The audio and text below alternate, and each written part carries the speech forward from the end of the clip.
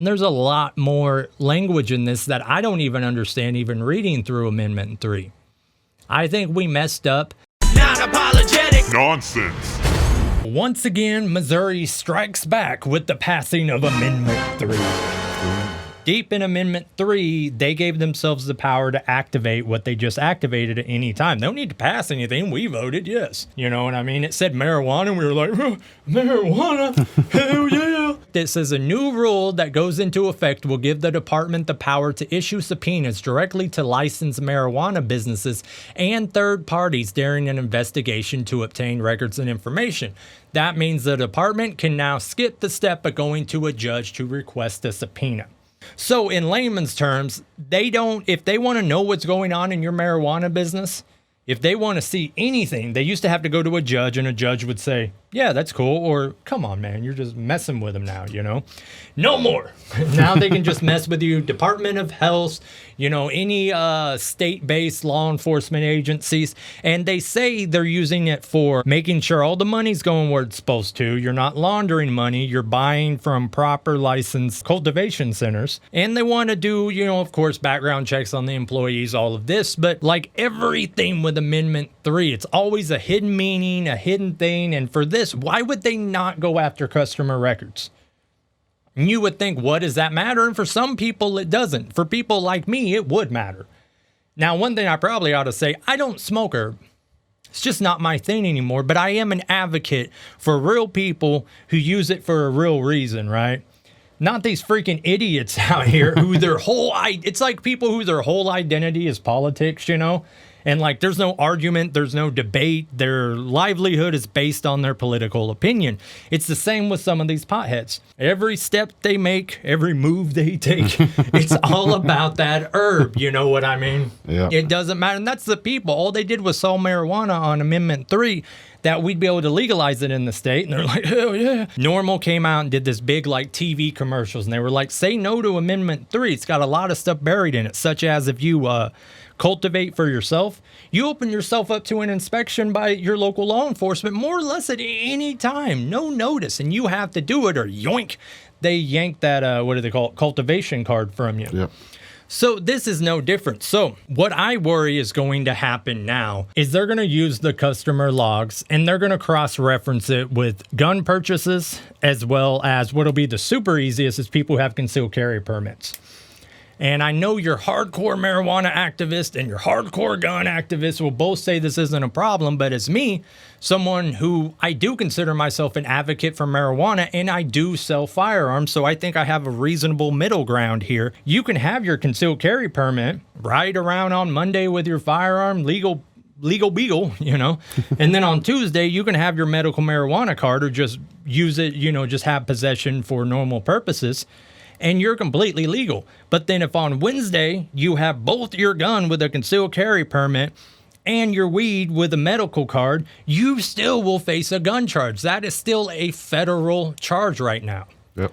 And I know people are going to be like, nah, my cousin's sister's baby mama, Sally's daughter, Tina, you know, she got away with it. And yeah, some cops are refusing to enforce this, and that's awesome. But that doesn't change the fact that at any point, the state can change their mind, and especially now that they just have access to this at any point, they can grab that customer base. And more importantly, I don't know about more importantly, but probably more the person who will be targeted are people who work there, people who own it, like the people who are doing these cultivation centers for the dispensaries, you know. They need to be able to protect that cultivation center with firearms. You know what I mean? And if we start cross-referencing these records and people start going to jail because no matter what state you're in, you're filling out a background check. It's a 4473, and there's that line I've showed you on it that says, are you a lawful or unlawful user of marijuana? And if you put yes, that's an instant denial. You know, some people slip through, but I've seen it in cells I've done. You put yes to that, medical card or not, you are getting denied. The federal government, I know this is going to piss off a lot of potheads. The federal government do not care if you want to legally get high, even if you call it for a medical purpose. We do that in quotations. I'm all for the reason they started. It was to where people could smoke weed and not get prosecuted. Right. I'm all for that. I don't know about you. Yeah. I'm good with that. You know, but it's these douchey potheads, you know, who like, they'll sit around. And that was a big turning point for this. It was when potheads started saying this crap to other potheads. Nah, man, I only use it because it helps cure my aches and pains. But you get high, right? Oh, nah, man, not even more. And you know what? If it didn't get you high, I'd still be spending $285 on an ounce. It's bullshit. Yeah. You know, and it's one thing to say that to law enforcement. I get it. It's another thing to say it in a room full of lifetime potheads. It is downright redonkulous. But if they're able to start double checking these records, check them with the gun purchasing records, people are going to be open to prosecution. And that's what pisses me off about this law, and pisses me off more that we let Amendment 3 pass. When we could have we could have rejected it. You know, it's like people say, vote with your money. You know, we could have shown them that we're not going to buy into this nonsense, and then took the next one that came about. You know, and then there's certain people who have certain occupations where, legal or not, medical card or not, they cannot be known as a smoker. Yep. You know, like pilots is the most extreme example. I mean, obviously, I don't want my pilot blazing up a fat doober, but what he does in his off time is his own damn business. Right. This is really going to open him up to some issues. And I'm all for, you know, I've always said, if you're going to be addicted to something or use something, use the herbal gerbil. You know what I mean? It's got the least amount of harm. It's good. And I don't, like I said, I don't buy into this. I've known so many people addicted to herb. Not in a bad way. They're not out there killing for it. They're just a dick to be around when they don't have it. Yeah, that's their whole life. Yeah. I know people that refuse to get clean for a good job just like, no, I have to have the weed, man. Intertwined with their personality, their whole being. I had to quit from my job. I smoked in like 3 months, and I'm fine. Yeah. And there's plenty of other options. Do cocaine like an adult. It's out of your system in 3 days, you know? So when a girl comes out to the house, if she's super hammered, if she's like really, really drunk, she's a problem for me. I got to worry about how she's getting home. I got to worry about if she's going to break something, you know? But if she comes out and she just blazes a big old fat doobie, hey, it's a lot easier on both of us, you know?